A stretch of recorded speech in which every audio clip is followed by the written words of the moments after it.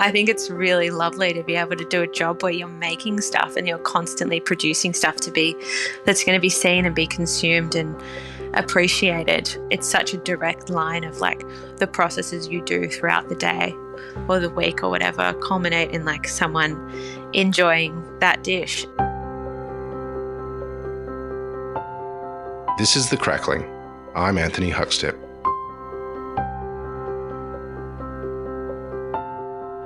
There are many that have dreams and aspirations of becoming a chef, of rising the ranks and getting the opportunity to express themselves on the plate and bring joy through food to people's lives. For Anna Ugarte, the journey of finding herself on the plate finds her in some of the most amazing restaurants on the planet. Anna, how are you? I'm doing really well. How are you? I'm good. It's great to get you on the show. We've had you on our sibling podcast, Deep in the Weeds, and I think you're at the old Fitzroy then. How have things been since then? Pretty good. Yeah, I ended up finishing up at the Fitz sometime last year, which was, I think it was time. But yeah, it was a great experience. I loved it there. And yeah, since then I went to Europe, and since then, and I've been staging. I did a stage over there as well at Les Chateaubriand in Paris. I actually ended up working there. I didn't stage there, but I worked there for a month. And then since then, I've been back in Sydney, just kind of working casually for friends. It's been lovely. Oh, that sounds amazing. Well, take us to Paris. I mean, none of us have done much traveling in the last 3 years, and to spend a bit of time over there and working, what was it like? Yeah, it was. It was amazing. I got really lucky actually because I think a lot of the laws about staging around the world have changed pretty significantly. And I initially wanted to go intern, which I've done a few times in the past, but it proved pretty tricky. So I ended up just kind of emailing a few. I've got a Spanish passport, luckily, so I emailed a few restaurants in Paris that I actually only emailed two because I was like, I'm just gonna go for the ones that I want. And Iñaki from Le Chateaubriand replied to me almost straight away, I think because my last name is Basque and he is also Basque, so I think he felt a little bit of an affinity. And it just so happened that one of their chefs had to leave the country really quickly, so they had an opening for like a month and a half. So I got to just like slot right into their team there, which was awesome. And it was a beautiful season as well. It was in, I think it was September, October. So it was kind of like the shoulder season. There was like all the game birds, mushrooms, all the end of summer, beginning of winter produce. It was beautiful. And it's just such an amazing city in terms of what you can get because they have, especially those restaurants, they have these amazing relationships with their suppliers and like, the fishermen will call them in the morning and then like they tell them what they've caught and the next morning it's all there in these like beautiful wooden boxes like with seaweed all through it. Like it's just so romantic. It's very, they're very different to Sydney. The staging thing's really interesting. It's been really the foundation for so many careers of going abroad and immersing yourself in a kitchen. What does it give you? You know, you've done it quite a few times, immersing yourself in other kitchens. What do you take from those sort of experiences?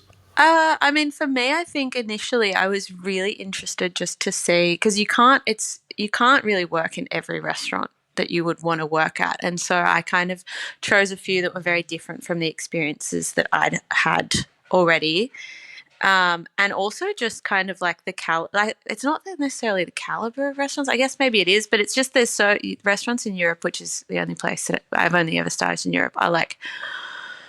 It's quite a different ball game, I think, and depending on how fancy the restaurant is. But also, I think for me, it's just seeing how different people work because that's to me is how you learn how to work yourself as well, and getting a broad range of like different contexts so you can kind of figure out what you want to do when you eventually run your own kitchen or when you come into a sous chef position or something. You have a lot to bring to the table and a lot of ideas of what you think is right or wrong as well. It kind of it's a really great learning experience. It's interesting that you said that you sort of only really had two restaurants that you targeted because you wanted to go there, but you have this knack of getting into great restaurants throughout your whole career.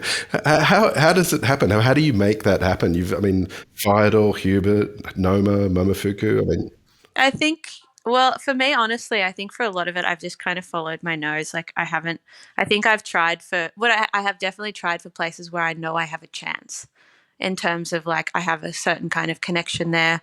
Like at Fyodor, a chef who I'd worked for in the past had started a sous chef position there, so I could easily ask for that, like ask him the right questions. And I think it's really important to just kind of like think about what you want and then kind of see which avenue you can get. Like you can't always get exactly there, but I think it's important to just have like a really strong vision instead of a really, if you have too wide of a net of what you'd like to do, it just gets way too mind boggling, I think. Or you could get distracted along the way or something like that. I want to explore sort of your career and all the various venues and influences that you've had, but take us back to when you were young. You mentioned your name is Basque, or your family, there's some family heritage there. What sort of role did food play for you growing up? I mean, look, my both sides of my family, my mum and my dad's side, it was their parents who immigrated to Australia. My mum's side's Dutch and my dad's side's Spanish. My last name is Basque, but my family lives just outside the Basque country, and they don't. I guess I guess ethnically they identify as Basque, but they're not super part of the Basque culture. But that being said, when my grandfather immigrated to Australia, he was one of the founding members of the Basque Club in Darlinghurst. So he was still, and also the Spanish Club in the city. So he was quite involved in both of those communities. But yeah, I mean, food was pretty big. My parents both have worked in hospitality when I was young. They had restaurants. I was born. My grandfather had a motel up in Coffs Harbour, and when he got sick just before I was born, they decided to take it over. And so I lived up there with them while they were running the restaurant and motel there for a few years. And then they had restaurants in Sydney. They both worked in hospitality education after that. And my mum's still in hotels. So in terms of like food and also just like the technical aspect of running restaurants and like the ideas around hospitality, it was definitely spoken about around the dinner table a lot, especially when I was a lot younger when they were running restaurants. And in terms of food, like we've always really like had food. There's been a big emphasis on food, but I wouldn't say in a specific like cultural way. Like we do sometimes cook Spanish food or Dutch food, but it's more broad, I guess. Yeah. It sounds like you had an unfair advantage to many coming into the industry. Well, maybe, but also I think, and maybe a lot of people whose parents work in hospitality, my parents were very much against me entering into the industry because they knew how hard work it was. So I really had to convince them, I think.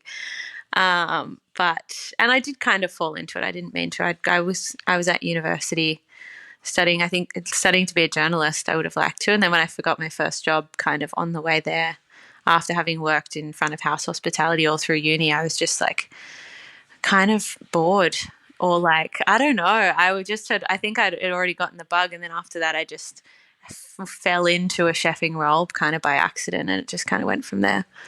Yeah. Before we dive into that, I just want to go back a little bit to sort of when you were young. Were there any sort of pork dishes, within the family that you remember that you can share with us? Yeah, I mean, like a lot. I think I was vegetarian for a bit in high school, as teenagers do sometimes. And I think the first meal I asked my mum to cook when I stopped being vegetarian was pork chops because I bloody loved them. But yeah, lots like my dad, our Spanish family Christmas kind of roams from house to house. And my dad and mum one year they cooked like suckling pig in like the Weber, which was amazing. What else? We used to go, we have family friends out near Hay, and we used to go hunting for wild pigs when we went down there, which was pretty intense. They had a rice farm, so when pigs get into the rice fields, it's not really a good situation. So we used to go shooting for those, and we did eat it once, but it was pretty wild. Literally. Amazing. Well, tell us about that sort of when you got the bug for hospitality. What was the sort of really important venues early on as you started to build your career? Well, I mean, before I even was a chef, I randomly got this job, which I think is where it started, at this little like wine bar on Victoria Street called Bootleg. Oh. Do you remember it? Yeah, I do. Yeah, I worked there. I was like 19, I think, and I was working in front of house, and I'd worked in like cafes and some kind of very casual neighborhood restaurants before that, just to like while I was at uni. But that was the first time that it was like, okay, this is how a restaurant runs. This is a section. This is like, these are all the things you need to do. And this makes your cutlery's polished. And this is how you take orders and blah, blah, blah. And like carry plates. And I think it was just like quite intoxicating being involved in just like, like service as a concept really intrigued me, and having this like kind of dance where throughout the night where everything kind of falls into place, people come, people go, people are difficult, people are having a great time, like, and you get kind of, it's quite yeah, as I said, intoxicating. Yeah. Yeah. Was it when you sort of started to immerse yourself in the industry, did it sort of bring back memories and familiarity in regards to the conversations that your parents would have with you? Oh yeah, definitely. And also I think when I got that job, I was like, Mom, I've got my RSA, but I don't know how to serve wine. And she took me out to the backyard with like a wine bottle filled with water and showed me how to pour a glass of wine and how, yeah, it was, but yeah, definitely. And I think I was kind of intrigued by it when I was a kid. Like I remember when they would have dinner parties and me and my sister, I'd want me and my sister would like be setting the table and getting everything ready, and I'd insist on like polishing all the cutlery like I'd seen the students do at the hospitality school my parents worked out, like to set this, like I think I quite liked the structure around the idea of serving food and making it something really special. Yeah. Tell us about sort of the chefing side of things early on. Was there a venue sort of where, as you sort of got started, that really sort of made a difference for you? I mean, every single venue I've worked at has made a huge difference. But my first chefing gig was at a pop-up restaurant that Matt Stone and Joe Barrett were doing on Stanley Street called Stanley Street Merchants. And I'd never been a chef before. My best friend Maddie and I went. She was dragged me out. I think I'd gone through a bad breakup or something, and I was a bit sad at the time. And I think she was like, "Come on, we're going out to dinner. This hot new place of chefs from Melbourne. Like, we're going to go have dinner." And we were sitting at the bar, and I think I got chatting to Matt, and he was like, "Yeah, we're kind of in the shit because we don't have any chefs, especially because I think they were an all day venue, and they're like especially breakfast chefs." They're like, "Do you know any chefs?" And I was like, "No, I don't know any chefs." And Maddie was like, "Well, Anna, you're a pretty good cook. Like, you don't have a job right now and you're kind of sad. So why don't you just, why don't you give it a go?" And I did. And I think, yeah, I just kind of was like, sure, why not? Like, what's going to happen? I'm going to come to this trial and they're going to be like, no, you're no good. And then I'll do something else. But I went and I loved it. I got along really well with everyone. And they were like, it was pretty intense for a first job. They were like grinding their own flour, milling their own flour and like baking all their bread. And Joe Barrett's just so amazing generally, and so is Matt, and it was just so great to work with people who are so passionate. And I was the breakfast chef there for a while, and then I think I ended up, because they were short staffed, working lunch service and then dinner service sometimes. And yeah, I remember my first dinner service, she came up to me and I was like, I think I was on pastry, and she like tucked a tea towel into my apron and shoved a palette knife in my back pocket, and she was like, all right, it's going to be fine. Like, and that night, I think she was on the hot section and she absolutely killed it. And I was watching her, I was like, oh my God, how can someone be doing so many things at the same time? I was just amazed. So I think, yeah, I was very enamored by work. I think I got very lucky by working for people who are so passionate from the beginning, because it gave me an idea of what you could do. Yeah. Take us through some of the venues that you've worked at. I mean, to list them, they're pretty incredible and so influential, particularly in Sydney, Mamafuku and Firedor and Hubert. What have you taken from each of those venues? I mean, let me think. I think Firedor, I was when I was really first starting. I think it was my first that was my first full-time chefing job. And it was there I just learned how a kitchen works, I guess, like the ins and outs of kitchen. Firedor was also very young at the time. I think they'd only been open like 2 or 3 months when I joined the team.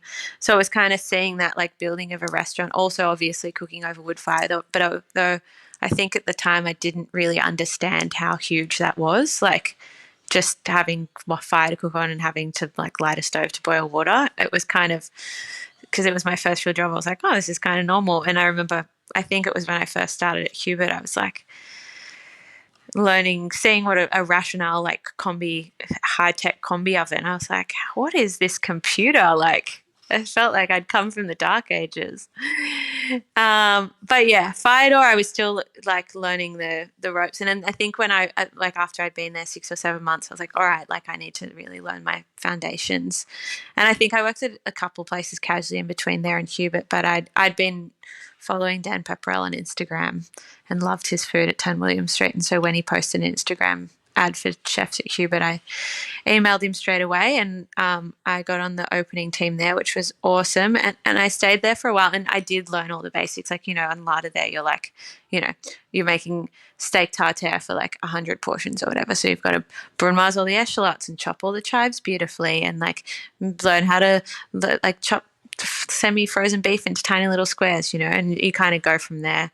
It was very good. I think that traditional French technique, especially right then at the beginning, was very strong. And I got to work across I stayed there for long enough that I ended up working through larder and pastry and the hot sections, which was good. And then after that, that's when I went to Europe for a big holiday. And after that, that's when I staged at Lyle's and Relay and Noma.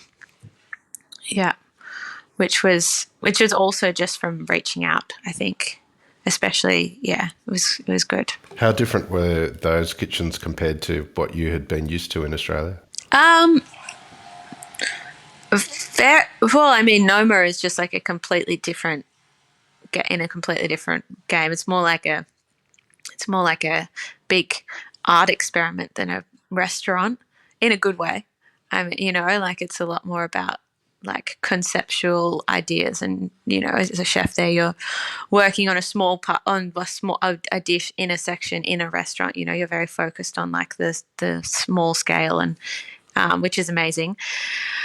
But with Relay and Lyle's, I think that was just like the idea of just this like unparalleled quality, and not compromising on things, even if it takes longer or if it's harder. And especially like, a Relay, which is closed now, they were so focused on like organic produce and using and being quite sustainable in their practices, but also just like using the best quality things to create the best quality food. And at Lyle's, I think I was there during game season, so I got to see all the beautiful wild shot birds that came through the doors, which was also incredible.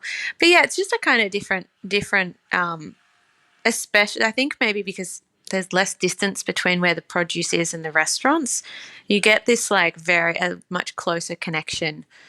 So you get your fish delivery at Lyle's would arrive at like 3 o'clock in the afternoon. They basically still have rigor mortis, like they'd be so fresh.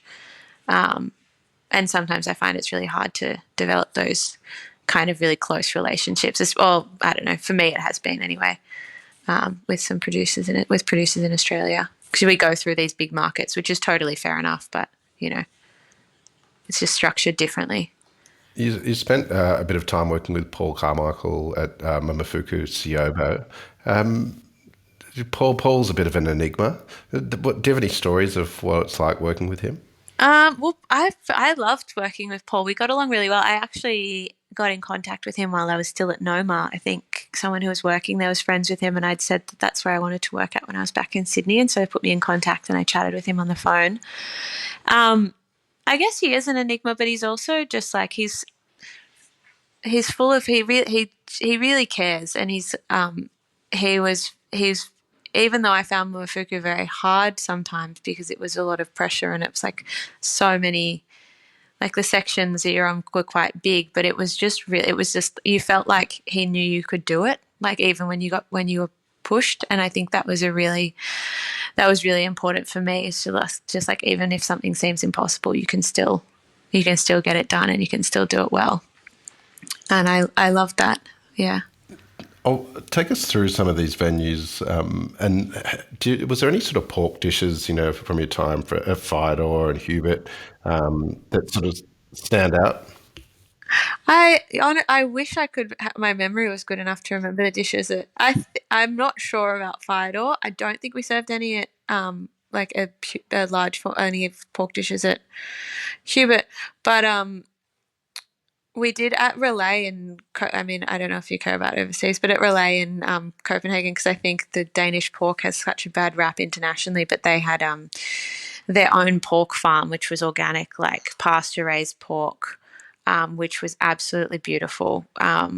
Which they would use across. They'd had a very great model actually, where they had like their fancy restaurant Relay, and then across the road they had their more casual restaurant. I think it was called Manfred's, maybe, and they had a large prep area out back of Manfred's. So they'd have their whole animals slaughtered and bring them into the back of Manfred's, and then the prime cuts would go to Relay, and everything else would be used at Manfred. So it was using the whole animal in a really great way, because you could have that fine dining side of it where you use those choice cuts, but you're not leaving the rest of the pig to go to waste.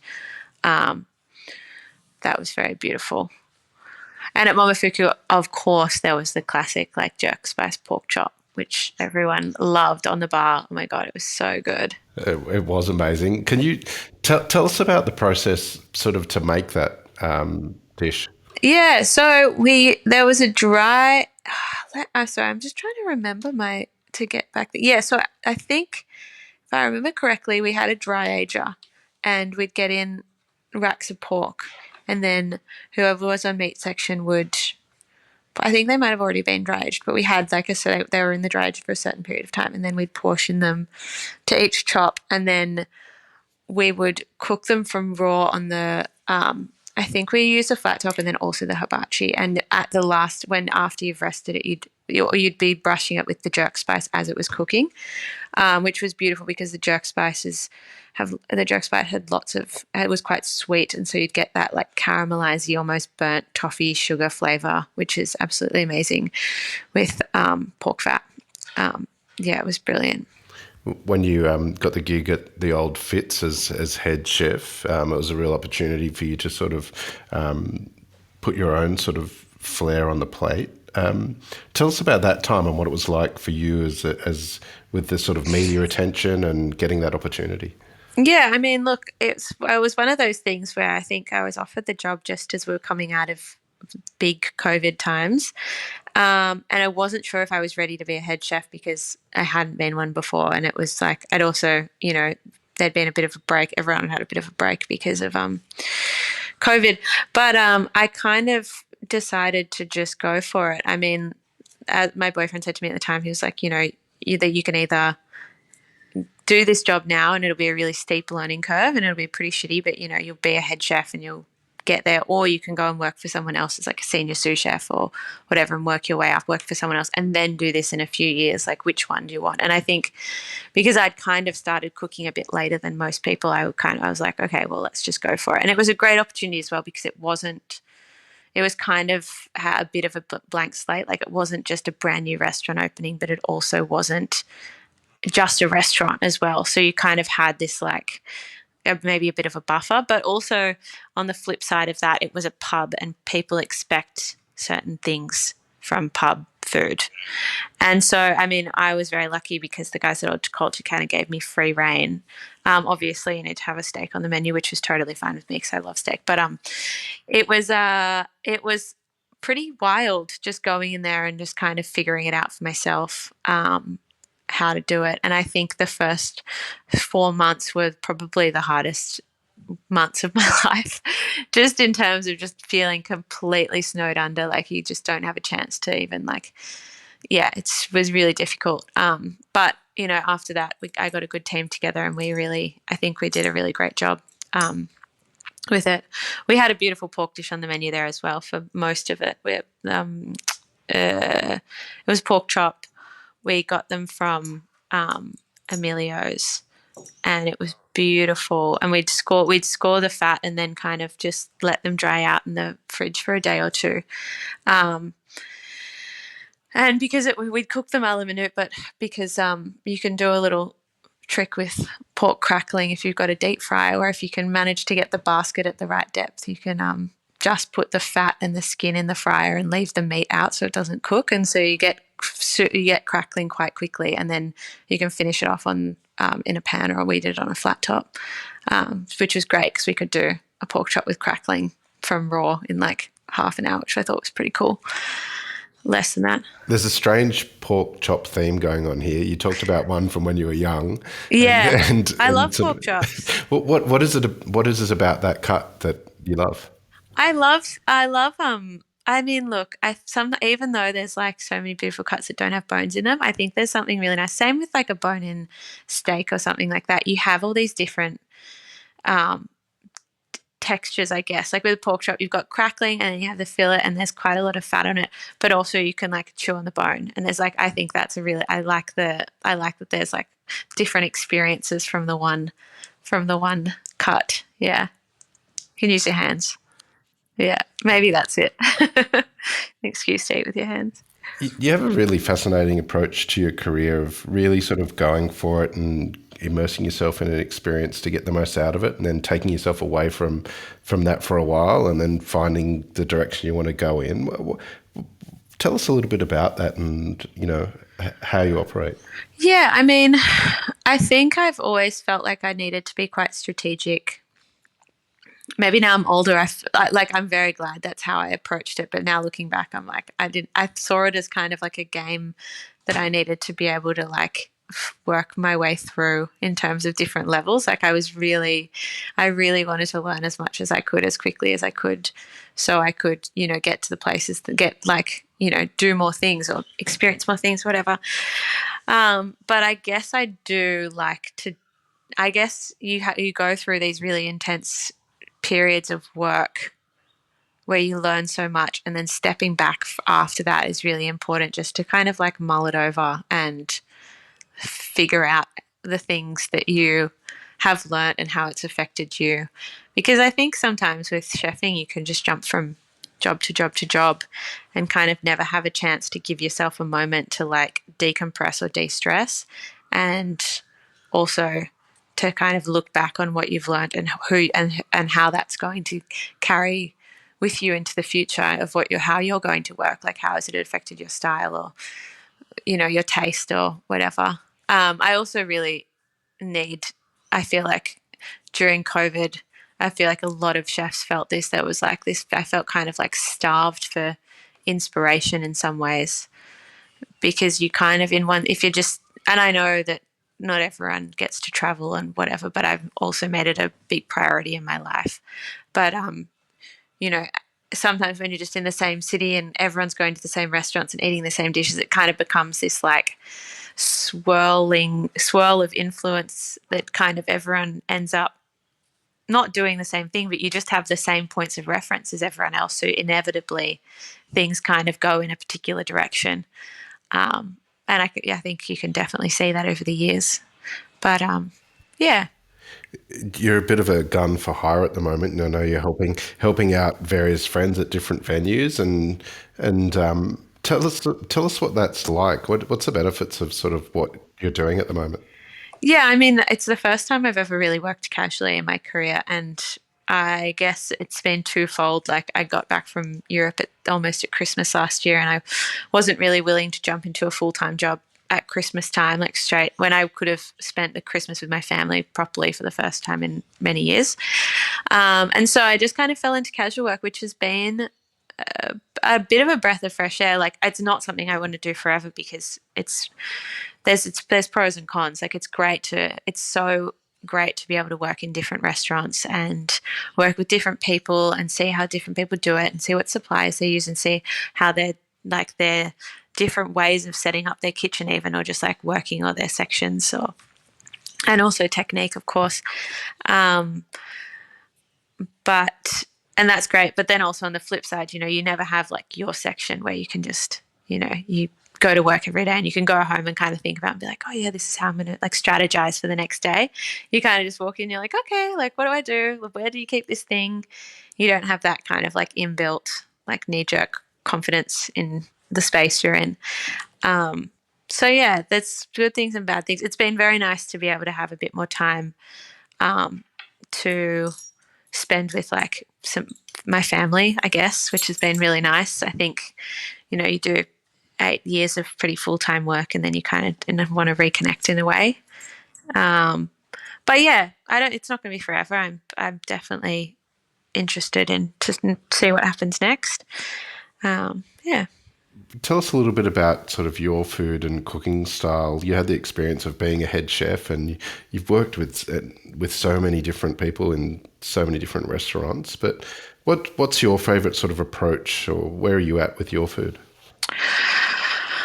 Um, that's a tough question to answer. I find myself very inspired by like whatever by different the where you're cooking or the occasion for which that you're cooking for. I think that's really important because like for example, I'm cooking a lunch this weekend at the Bass Club just for like members and a few friends. And in that environment, it's very like casual, it's very relaxed, it's very rustic. And so I'll be cooking things that are very like simple, share, but also like, I don't know. It's hard to say. I think over the years, I think earlier I was quite obsessed with the idea of like making things really perfect and or the idea of chasing that. Like, obviously, perfection doesn't really exist, so it's kind of you're never going to be happy if you're chasing that goal.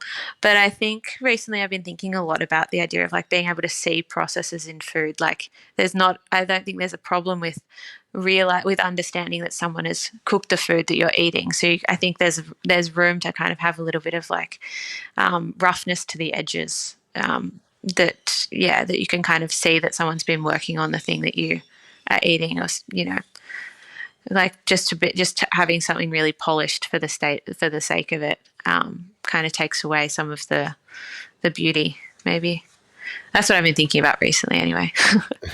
Well, you continue to have an amazing influence with everything that you do. What do you love about your career in food? I mean, I think now having a little bit of time working casually and kind of not being super stressed at the moment, sometimes I really get a flash to myself. Like I'll be, making a tart or melting some chocolate or even just like chopping some chives, and I'll have a little flash and like, whoa, this is my job. Like I get to I get to make food. Like that's in itself abstractly a super cool.